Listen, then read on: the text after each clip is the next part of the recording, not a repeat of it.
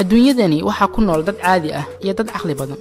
maskax badnidu maahan macnaheeda in aad ku wanaagsanatid xisaabta ama darajo sare aad ka wadato maadooyinka waxbarashada balse aqligu wuxuu qofka ka caawiyaa qaadashada go'aamada saxan kuwaas oo ku aadan noloshiisa iyo nolosha dadka ku hareeraysan maanta waxaan idin soo gudbinayaa 10 waxyaabood oo ay ka fogaadaan dadka maskaxda badan halkani waa midabada nolosha waxaan idin soo gudbinaynaa barnaamijyo iyo muuqaalo kuwan la mid ah kuwaas oo aan ku kobcinayno garaadka bulshadeena haddii aad inagu cusub tahay fadlan subscribe dheh channelka gambaleelka yarna taabo si ay ku soo gaaraan muuqaal waliba oo cusub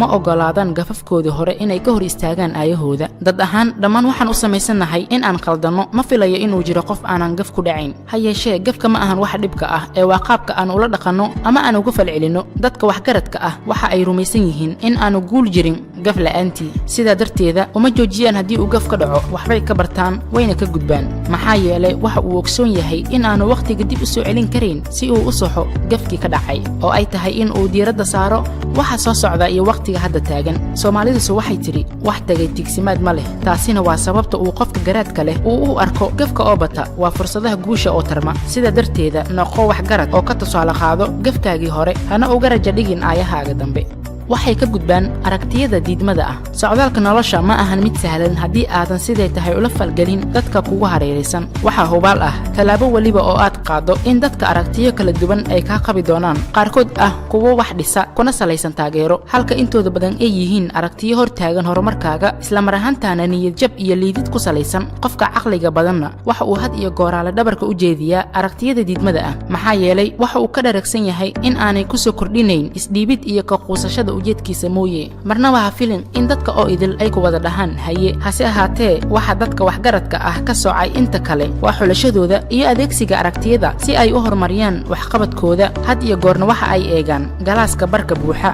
kama baqaan inay waajahaan dhibaatooyinkooda nolosha tani waa mid aan dhibaatooyin badan ka marnayn ha yeeshee dadka caqliga leh waxa ay had iyo gooraale u diyaarsan yihiin xalinta dhibaatooyinkooda iyagoo isla mar ahaantaana u maraya wadooyinka ugu fudud kuwaasoo ugu degdega badan taasi oo ay dadka kale kaga gedisan yihiin maxaa yeelay dhibaatada oo laga weecweecdaa ma ahan xal balse way si adkaysaa xaaladda wayna isku cakirmaysaa taasi oo dhalin karta dhibaatooyin kale oo hor leh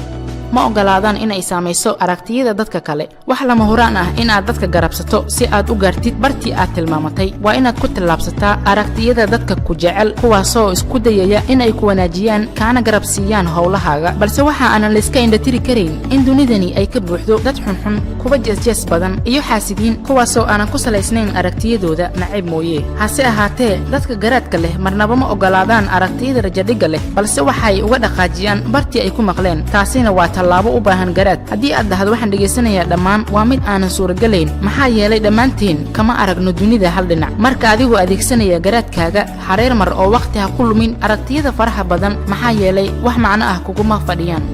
ma lumiyaan waqtigooda dunida waxa ugu qaalisan waa waqtiga waxa la arkaa in aad iibsan kartid dahab ha yeeshee ma iibsan kartid waqti qiimo waliba oo aad haysatid sidaa darteeda dadka caqliga badan waxa ka dhaadhacsan in waqtigu uu yahay hantida ugu muhiimsan ee lagu qarash gareeyo guusha mana ogolaadaan in ay lumiyaan waqtigooda qaaliga ah waxaadna arkaysaa inta badan inay u qaybinayaan waqtiyadooda waa aqris iyo jimicsi shaqada iyo qoyska madadaalada cibaadada iyo hurdada noqo qof waxgarad ah oo ku bixi waqtigaaga ka dhidhinta yoolkaaga hana ku luminin waxyaabo aanan macno kugu fadhin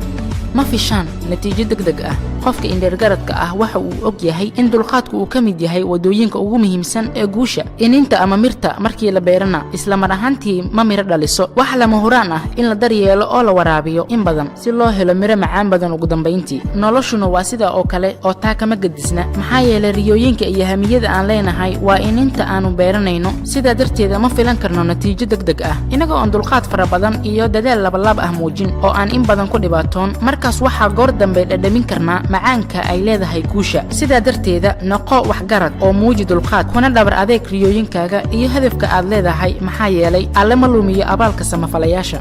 diiradda ma saaraan waxyaabaha aysan xakamayn karin maalin la arko waxa aan la kulannaa waxyaabo aynan taag u lahayn inaan wax ka bedelno sida wadooyinka oo xirma cimilada ama dabeecadaha dadka qaar oo aan xishoon qofka waxgaradka ah wuu isdejiyaa xaaladaha caynkan ah markii uu la kulmo maxaa yeelay waxa uu ogsoon yahay inuu ka caroodo arrimaha noocaana aysan dhib ku ahayn naftiisa mooye sidaa darteeda noqon ruux caqli leh oo wixii gacantaada ka baxsan u muuji dulqaad haddii uu qof jaahil ah kula doodana iskaga dhaqaaji oo sidiisa ku nabadgeli waqtigooda kuma lumiyaan kuwa maangaabka ah qofka caqliga leh waxaa lagu yaqaanaa in uu abuuro fikrado badan iyo sida uu wax uga gudbi lahaa wax kalena uu u gaari lahaa waxa ayna aad uga weecdaan dadka caqliga yar kuwaasoo ku nool nolol aan macno lahayn maxaa yeelay waxay ogsoon yihiin in qofka ay waqtiga la qaataan uu si weyn u saamaynayo noloshooda noqo qof waxgarad ah oo xulo qofka aad doonaysid in aad ku bixiso waqtigaaga iskana hubi inuu u qalmo maahan kuwa isla weyn qofka inta uu caqligiisa sii kordhaba oo uu in badan yaqaano waa inta uu ismoodo mid aqoon daran oo ay wax badan ka dhiman yihiin mana arkaysid qof caqli badan oo ka hadlaya waxgaradkiisa iyo inta uu yaqaano maxaa yeelay dadka caqliga badan way ka xishoodaan inay garaadkooda iyo guulahooda kala hadlaan dadka oo kuma mashquulaan arrimahaas balse waxa ay ka fikiraan in dhaafsan dadka caadiga ah faankana maahan wax lagu yaqaano qofka caqliga leh mar waliba waxay dhahaan waad mahadsan tahay muujinta jacaylka iyo la falgalka bulshada waa waxa inaga caawinaya in aan si dhib la'aan ah ku noolaano taasi oo isla mar ahaantaana farxad gelinaysa dadka kugu hareeraysan kuna jeclaysinaysa bulshada aad ku dhex nooshahay markii aad qof u gafto si fudud raaligelin ku bixi haddii lagu samafalana mahad celi maxaa yeelay dunida wixii aad baxsato unbaa kugu soo laabta adiga aragtidaada maxaad isleedahay dadka waxgaradka ah way ka digtoonaadaan haddii aad taqaano waxyaabo kale oo ka dheeri ah tobankii aan hadda soo xusnay inagu reeb qaybta kommentiga waan wada akhrin doonaa dhammaan iskuna dayaynaa inaan ka soo warcelino haddii aad ka heshay muuqaalkan like si aad ula wadaagto asxaabtaada xogta aan soo dhigno share garee si aad ugu soo biirto bahda midabada nolosha fadlan subscribe dheh channelka waxaadna taabataa gambaleelka sidaa waxaad ku helaysaa muuqaal weliba oo ku cusub midabada nolosha wixii talo iyo tusaale ah fadlan inoogu reeb qaybta faalada sidoo kale haddii ay jiraan muuqaalo aad doonaysiin inaan idiin soo diyaarino ama mawduucyo aan ka hadalno ha ka xishoon in aad kommentiga ku dhiibatid fikirkaaga aragtidaada waa inoo muhiim